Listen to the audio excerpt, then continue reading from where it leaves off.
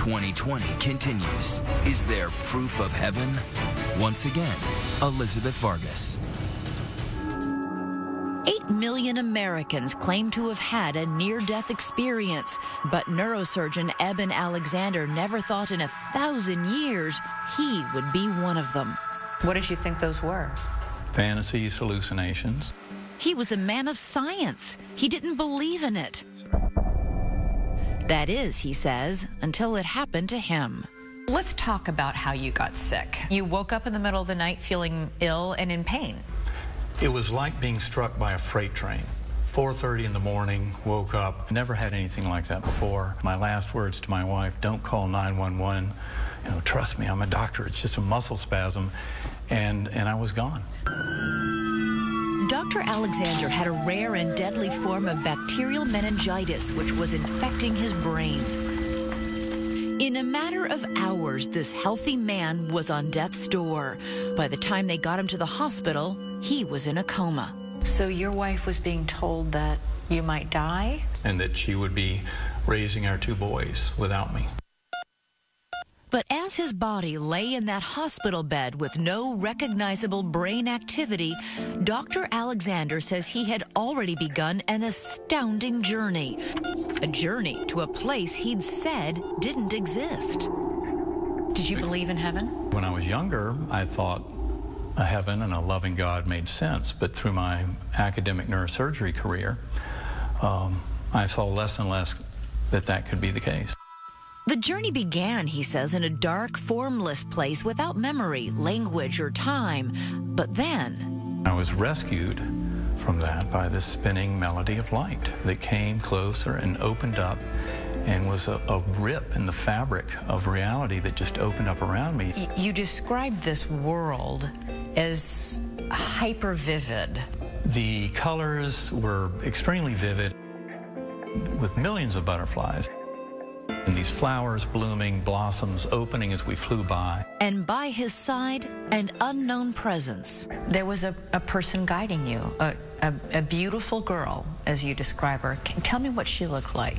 She had a beautiful face with a wide smile and high cheekbones and absolutely gorgeous, clear blue eyes. She never said a word to me. She would look at me and the thoughts would come directly into my mind, into my awareness. What thoughts? And the thoughts were, you are loved, you are cherished. There's nothing you can do wrong. I always remember being told, we will teach you many things, but you'll be going back. Back to the hospital where his wife kept her vigil and his doctors were giving up hope. On the 7th day of his coma, he opened his eyes. It was just nothing but a miracle. His first words, the very words he'd heard from his guide, that blue-eyed girl. All is well. Don't worry, all is well. Within weeks, Eben Alexander had made an astonishing full recovery. How are you different after going through this experience? Well, my family says I'm nicer. That's a good thing. Really has changed me in every way by realizing that our souls are eternal. The book he has written, Proof of Heaven, has sparked a lot of controversy. You know, you do have skeptics out there who are just saying it's not uncommon for people near death to have all sorts of funky things going on inside their bodies. Well, that's why the fact that I had meningitis that was so severe, I mean, that should not have allowed for any experience. And then this with the eyes just shows how his brain was so completely shut down that the visions he had could simply not have been generated there. He says he wrote down everything he remembered, now in his book, before speaking to anyone, so as not to taint his memory. You then went on to read about other people's near-death experiences. Was it striking how similar what you had written was to what they had experienced? It was absolutely astonishing. I really felt the white light was God. I stopped walking and I saw my grandma. You could see peace, you could see love. And all the other afterlife stories, everybody told of being guided by a loved one who had died. You had as your guide a girl you'd never met. I must say that was very haunting. Why would I go through all that and not have my father there? My father, who was a neurosurgeon, I idolized him, and he had passed over 4 years earlier. Why wasn't he there? And why the blue-eyed girl instead?